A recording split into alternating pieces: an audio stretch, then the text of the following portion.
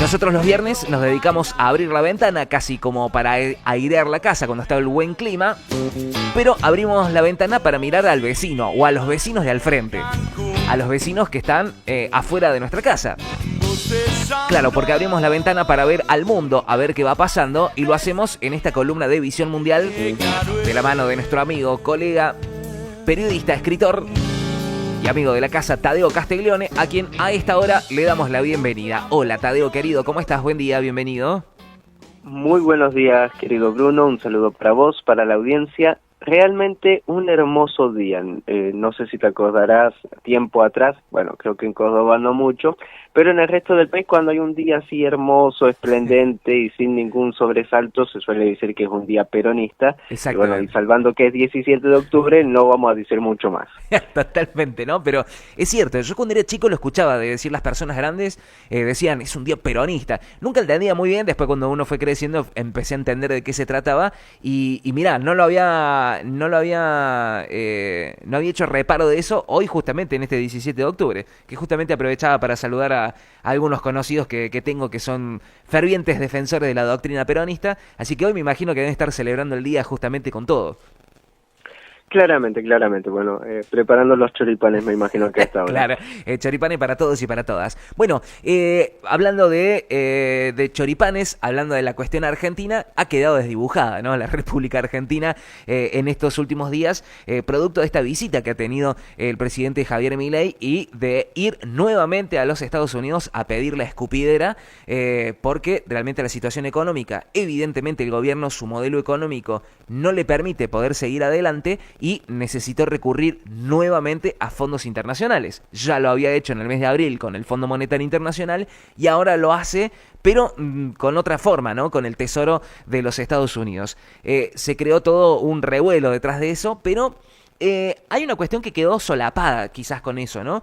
Que previamente a que se dé esa charla, Donald Trump venía de generar, si se quiere, un acuerdo de paz, un alto al fuego en Gaza, luego de el ataque incesante, ¿no? Que ha realizado el gobierno israelí frente a toda la población de Palestina.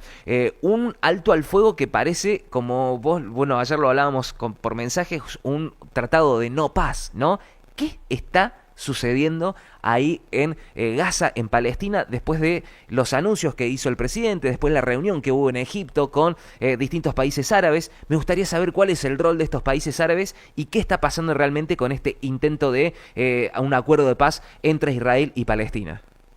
Bien, hay muchas cuestiones muy interesantes para analizar en este tema, querido Bruno. Primero que nada, para hablar de paz, primero tenemos que hablar de justicia. No se va a solucionar una cosa si no hay justicia primero, y lo demás serían únicamente poner parches sobre la situación, pero es imposible decir que aquí no pasó nada, sigamos hacia adelante, cuando vemos que sí sucedió algo, que sí sucedieron crímenes. Entonces es necesario también responder con justicia para reponer la situación. Creo que desde el 7 de octubre del 2023 a la actualidad, 2 años y moneditas, si algo ha quedado totalmente en evidencia es la falta de justicia, la falta de acción internacional y la falta de respuestas verdaderas. Donald Trump lo que montó en esta cumbre de paz en Egipto fue la firma de ese tratado de 20 puntos para lograr la paz en la Franja de Gaza. Es sumamente interesante analizarlo porque de esos 20 puntos, el primer punto es el cese al fuego una vez pasadas 96 horas tras el canje de prisioneros, que es efectivamente lo que sucedió. Hamás liberó a todos los prisioneros que tenía, Israel liberó a mujeres, niños y ancianos que tenía retenido, y hubo una especie de canje de prisioneros, y ese es el punto número 1. Ahora, hay 19 puntos que si uno sigue leyendo, que es lo que se firmó en Egipto, que es imposible de cumplir.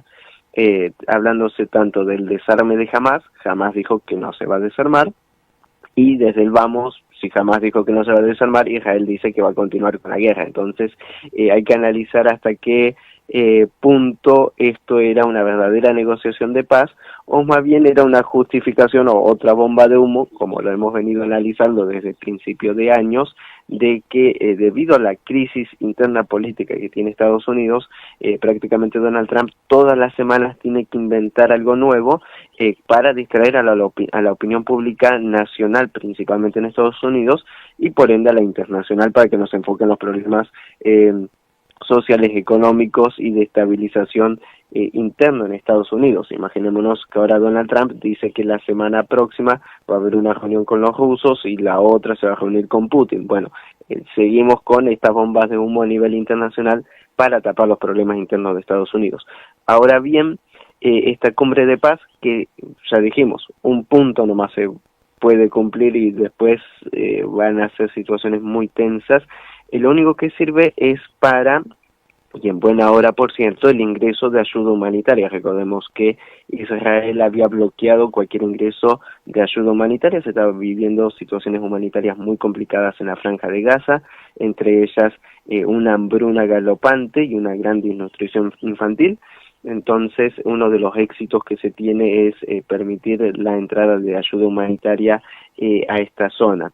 Ahora bien, el rol de los países árabes, si lo queremos poner de alguna u otra manera, a lo largo de todo este tiempo, recordemos que casi todos los países mantienen muy buenas relaciones con Estados Unidos, por ende, lo que diga Estados Unidos hay que, de alguna manera, respetarlo según el pensamiento que se tiene, y lo que se ha visto fue de palabras estar a favor de la causa palestina y a favor de cualquier cese de hostilidades, pero nunca se pasaron a los hechos. Sí se marcó, y creo que esto aceleró todos los tiempos para esta negociación de Donald Trump, aquel bombardeo israelí en contra de Qatar, en los cuales se bombardeó un país no únicamente neutral, sino que era sede de las negociaciones internacionales, y eso fue una, vamos a decir, una línea roja para casi todos los países del Golfo Pérsico. Arabia Saudí interpretó que si Israel puede atacar Qatar, también puede atacar Arabia Saudí, puede atacar Emiratos Árabes o cualquier país,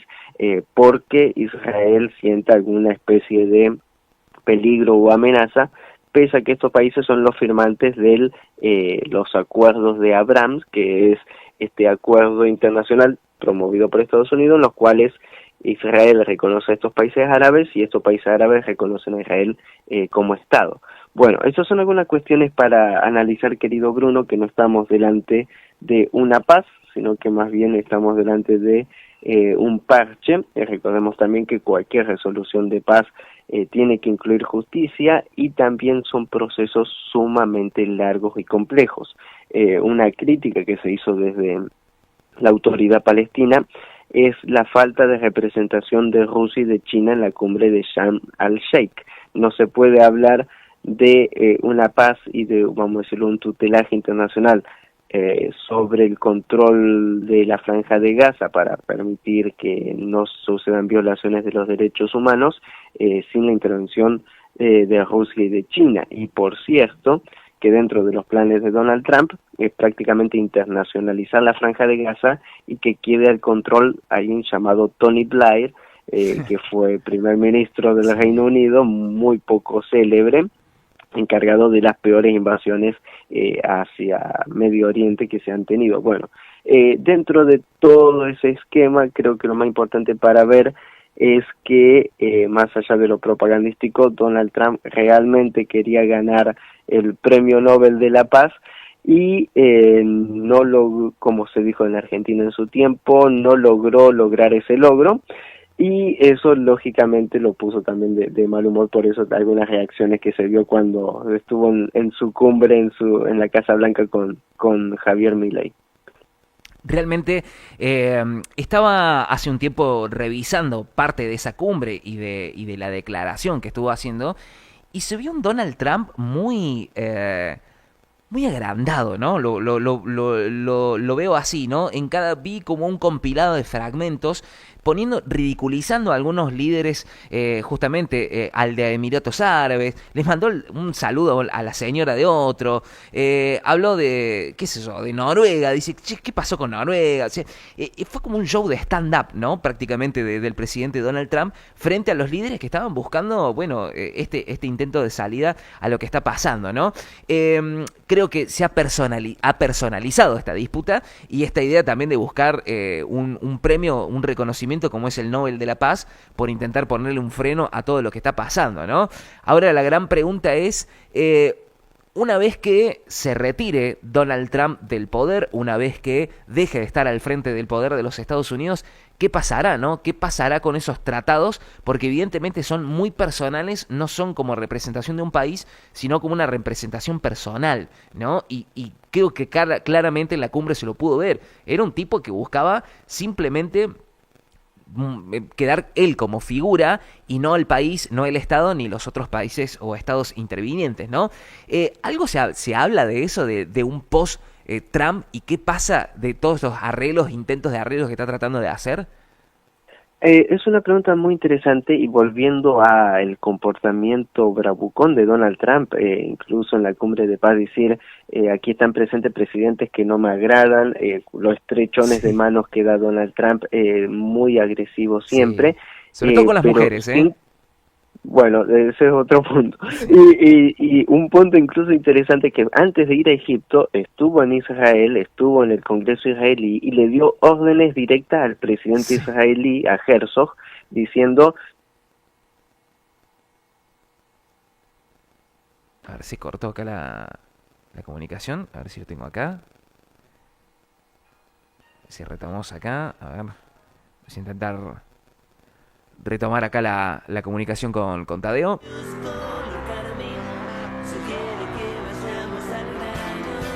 Vamos a volver a contactarlo. Bueno, el otro día también anduvimos con algunas complicaciones en la comunicación. Vamos a ver si podemos retomar nuevamente con Tadeo. Estamos haciendo un repaso justamente por lo que ha acontecido en esta cumbre en Egipto, de este intento de lograr la paz, ¿no? Ahí entre Israel y Palestina, con Donald Trump como el principal, ¿no? Referente de intentar llevar este alto al fuego, con la liberación de los rehenes, etcétera, etcétera, ¿eh? Vamos a ver si lo logramos si no lo hacemos por esta vía, lo haremos a través de esta vía, ¿eh? Estamos haciendo Visión Mundial con Tadeo Castiglione, nuestro especialista, nuestro analista internacional de todo lo que viene sucediendo y aconteciendo en el mundo, poniendo la lupa justamente en lo que ha sucedido allí en la cumbre. Retomamos de nuevo la comunicación. ¿Nos escuchás, Tadeo, por ahí? Fuerte y claro. Perfecto. Estamos en contacto. Se había cortado, quedamos justamente en esta intervención de Donald Trump, decíamos, estas bravuconadas, ¿no? Que se lo vio claramente. Sí, e incluso mencionaba que antes de estar en Egipto había estado en Israel, le dio órdenes al presidente israelí, a Herzog, diciendo, che, firmame un indulto para Netanyahu, es decir, incluso interviniendo en la política de un tercer país para que su amigo quede libre de toda causa judicial, no por todos los crímenes que se hayan cometido, sino por corrupción, que es el principal cargo que tiene encima Netanyahu, y que este arreglo de paz le quita la justificación a Israel de seguir manteniendo el estado de guerra. Recordemos que la justificación era hasta que no se liberen los prisioneros. Bueno, ahora se liberaron los prisioneros, no hay excusa para seguir manteniendo el estado de guerra. Pero si se cae el estado de guerra, inmediatamente puede caer el gobierno de Netanyahu por sus causas judiciales, porque se reactivaría la normalidad dentro de Israel. Bueno, en medio de eso, Donald Trump pidiendo un indulto para su amigo. Todo eso marca que toda la política exterior que se está llevando a cabo, en parte es capricho de Donald Trump, y en parte hay una disputa interna entre los halcones de la guerra dentro del Partido Republicano y aquellos un poco más sensatos que están viendo cómo hay que reconfigurar el mundo y no quedarse fuera. Bueno, eso es toda la situación interna, y en medio un líder que parece que, bueno, está de moda no estar tan cuerdo en algunos lugares. Parece, ¿no? Hay una tendencia y, bueno, evidentemente es llamativo, ¿no? Pero tiene que ver también con toda una cuestión mundial, ¿no? No solamente nosotros tenemos nuestros referentes, sino que también se da a nivel mundial con la imagen de Donald Trump. Vuelvo de nuevo a insistir en esta cuestión, si en este intento de llegar a la paz, esta intervención de los países árabes, vuelvo a insistir en la idea de, bueno, ¿qué pasa luego de Donald Trump? Si hay un acuerdo también entre los propios países árabes post Donald Trump. Bien, hay una planificación de reconstrucción de la Franja de Gaza, creo que esto lo habíamos hablado en varias ocasiones, incluso en Sí. privado, respecto a el rol de Qatar. Qatar es el principal financista tanto en la reconstrucción de la Franja de Gaza como también del reconocimiento del movimiento islámico Hamas. Eso es algo sumamente interesante para tener en cuenta, porque recordemos que las últimas elecciones libres celebradas en Palestina, en todo el país, inclusive en Cisjordania, la había ganado aplastantemente 70-30 casi el movimiento islámico Hamas, y la autoridad palestina actual de Mahmoud Abbas junto con Israel dijeron que esas elecciones fueron ilegales y que no se puede permitir un gobierno de Hamas. Bueno, dentro de todo esto hay que ver cómo el mundo árabe va a ser para primero pacificar Palestina, hacer que todos los más de 20 partidos políticos que hacen vida, 20 partidos políticos y casi 15 grupos armados que hacen vida en Palestina, logren conllevar y va a ir a las elecciones, que lógicamente por la situación actual creo que hasta ganaría nuevamente Hamas,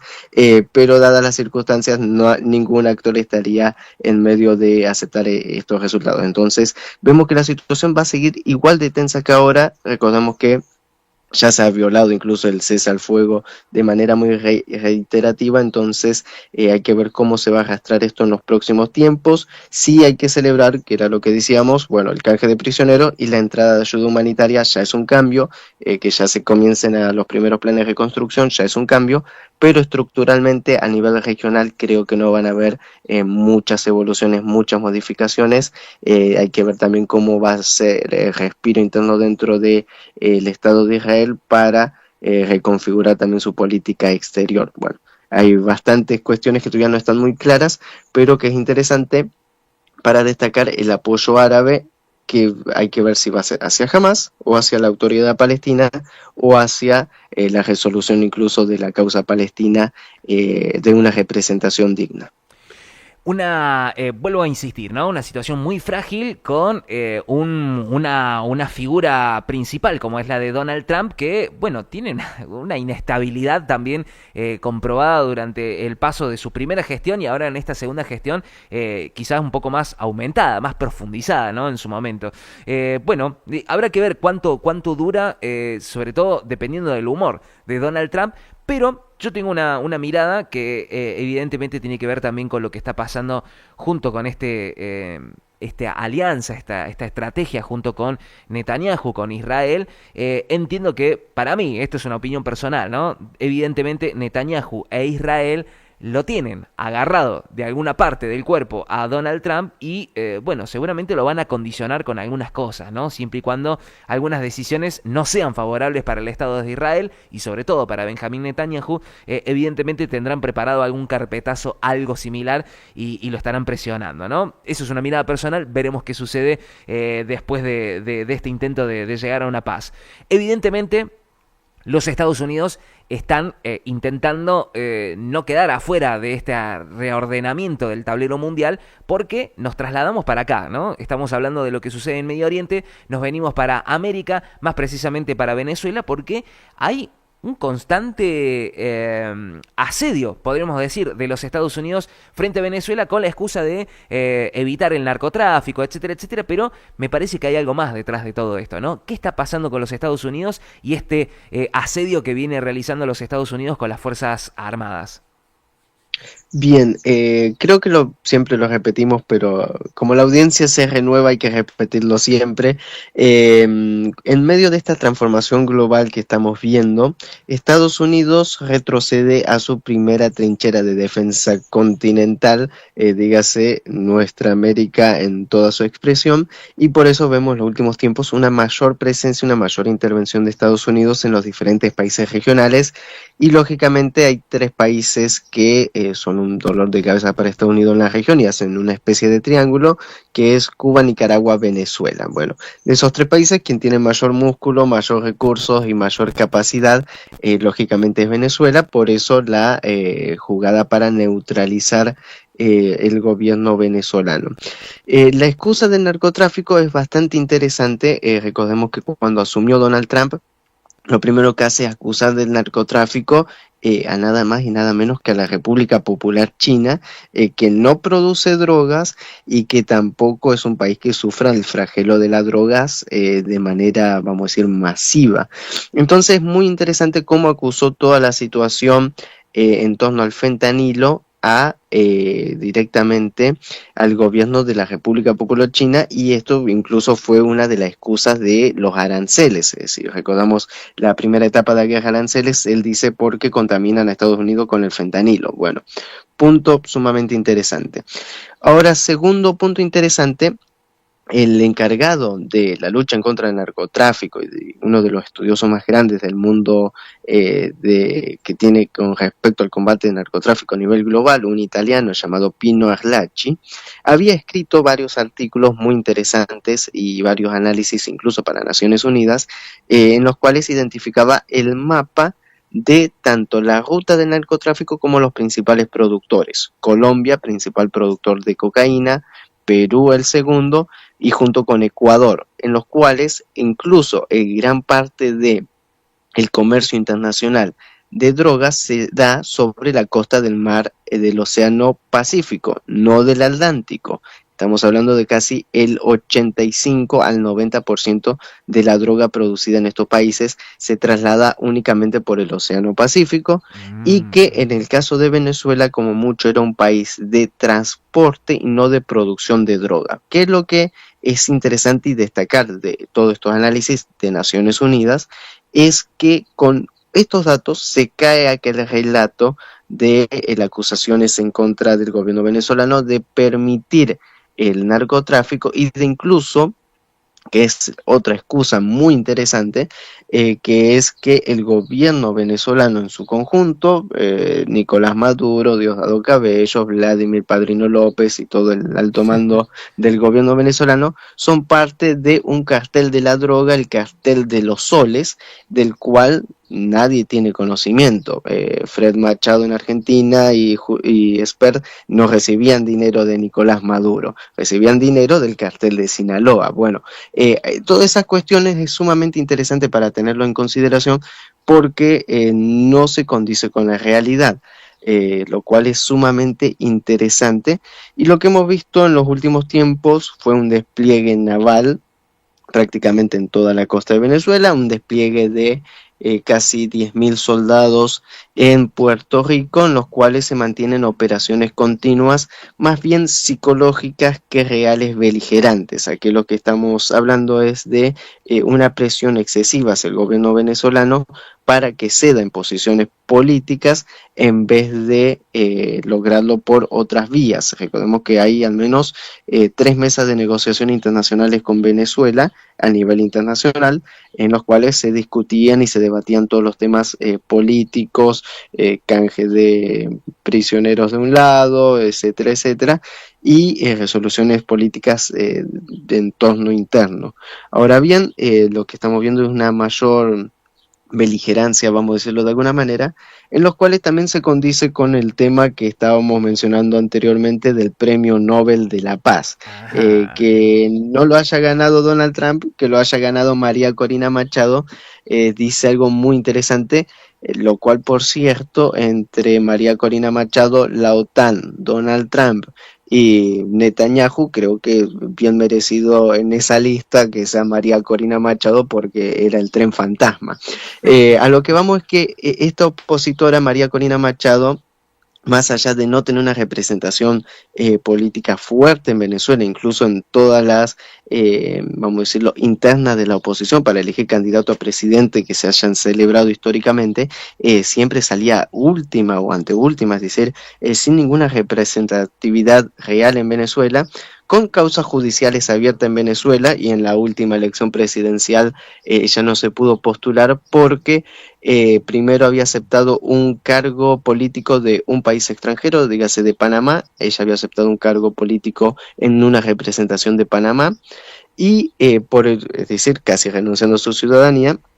Y en segunda ocasión, una ley que se sacó en Venezuela, en los cuales ningún candidato eh, puede decir abiertamente que está a favor de una intervención militar en Venezuela. Es decir, acá sería interesante también cuántos candidatos podrían quedar en pie para decir que las Malvinas son argentinas, únicamente con eso.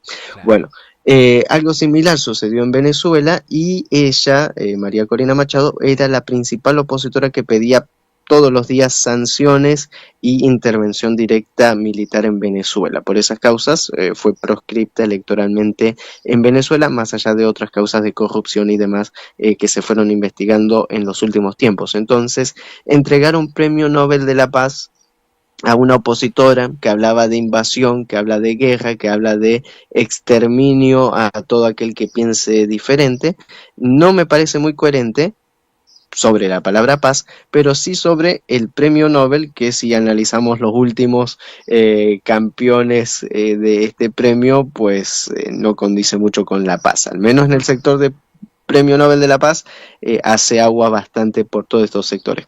Pero, ¿por qué resaltamos el Premio Nobel de la Paz a María Corina Machado? Sí. Porque se le da un tinte legal a nivel internacional a este personaje, para que continúe esta presión en contra del gobierno venezolano, como también una justificación respecto a un gobierno alternativo. Años anteriores, en un país llamado Myanmar o Birmania, cambiaron el nombre hace no tanto, Sí. se le entregó el Premio Nobel de la Paz también a una luchadora social interna en este país, y al poco tiempo fue primer ministra directamente, ganó las elecciones con el respaldo de el Premio Nobel de la Paz, y llevó a cabo una de las persecuciones religiosas más grandes de la historia de la humanidad, que fue en contra de los rohingyas, dígase una minoría musulmana con presencia en Myanmar, en los cuales liquidaron cientos de miles de personas, estamos hablando en la última década. Entonces, que por cierto, culminó la situación en Myanmar con esta señora presa y con un golpe militar.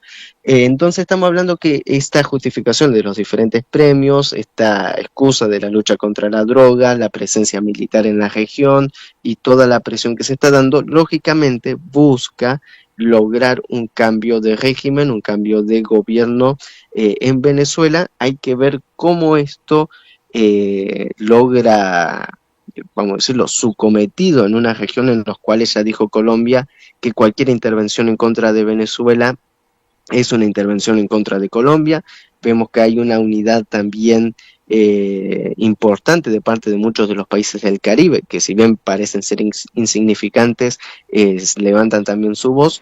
Entonces hay que ver cómo esto termina. No parece que podamos tener algún escape de solución negociada diplomática, porque hay una irracionalidad de un lado que bajo este discurso de la lucha en contra del narcotráfico no hace caso omiso a lo que la misma Naciones Unidas dice respecto al narcotráfico. Claro.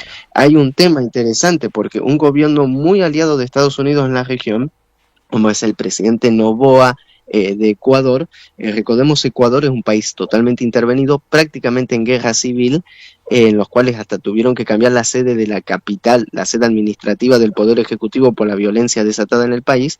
La compañía naviera del presidente, que es una compañía bananera de venta de plátanos y bananos, fue incautado en España un encargamento de la compañía del presidente, en los cuales las bananas iban con drogas que comercializaba con triangulización de la mafia de Albania.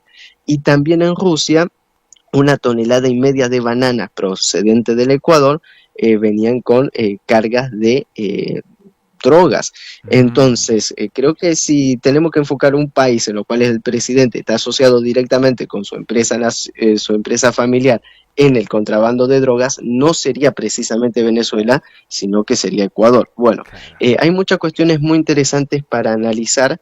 Recordemos que este flagelo de la droga también tiene su origen en Estados Unidos a través de la composición de drogas sintéticas por la CIA, dígase, y toda la manera de buscar supersoldados a través de dos grandes proyectos, como era el Bluebeard, principalmente Pájaro Azul, que es llamativo porque hay muchas canciones, muchas referencias y muchos libros sobre Pájaro Azul. Siempre que veamos Bluebeard en cualquier lugar, prestemos atención, es un símbolo muy interesante de la inteligencia de Estados Unidos.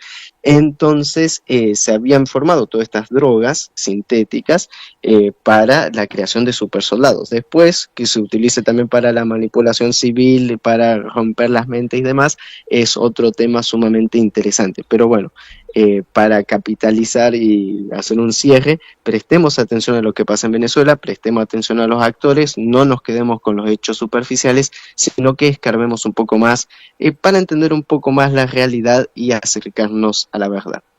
Interesantísimo, como siempre, el placer de poder escuchar y poder entender justamente qué está sucediendo en nuestro mundo y sobre todo acá, ¿no? Tan cerquita. En nuestro continente, como lo que justamente está pasando allí con Venezuela. Hay que prestarle mucha atención, sobre todo también que en el último tiempo se habló mucho, ¿no? de esta sociedad, ¿no? Entre el narcotráfico y la política argentina, ¿eh? Así que a prestar muchísima atención a eso. Tadeo, como siempre, el agradecimiento por estos minutos al aire con nosotros, el deseo de una buena jornada y un buen fin de semana para vos. Igualmente, querido Bruno, excelente fin de semana para todos y bueno, que disfrutemos este hermoso día 17 de octubre. Sí, señores, así va a ser. Un abrazo muy grande para vos. Estuvimos conversando con Tadeo Castiglione, nuestro colega, amigo, hablando justamente de lo que va pasando en el mundo, en la columna de Visión Mundial. Bueno, este intento de acuerdo de paz entre Palestina e Israel, la intervención de los Estados Unidos en lo que está pasando justamente con Venezuela. Bueno, siempre tratando de mirar un poquito más allá, tratando de mirar un poco la reversa de la trama, como lo hacemos siempre de la mano de Tadeo Castiglione. Pasó Visión Mundial en la mañana de No Lo Ven.